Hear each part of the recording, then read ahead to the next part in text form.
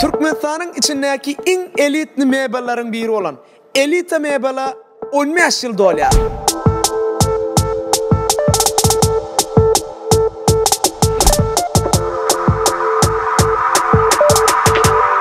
Şon nazarda tutup Elita mebel uli latere oyun oynayar.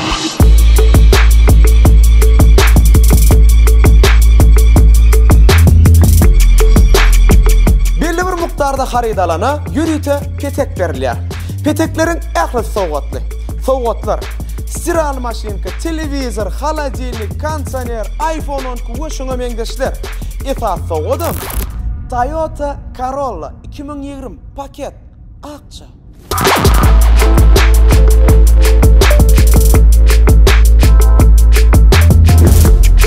Bu yerin haritlaram şu görüşüňiz ýaly sünnälenip yasalan.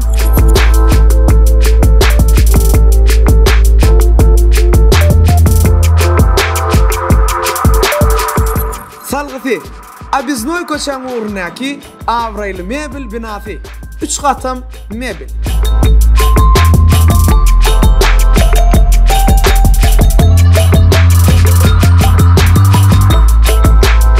Tizenin Toyota Corolla şeylekim bir neçe sowgatlar size garaşýar.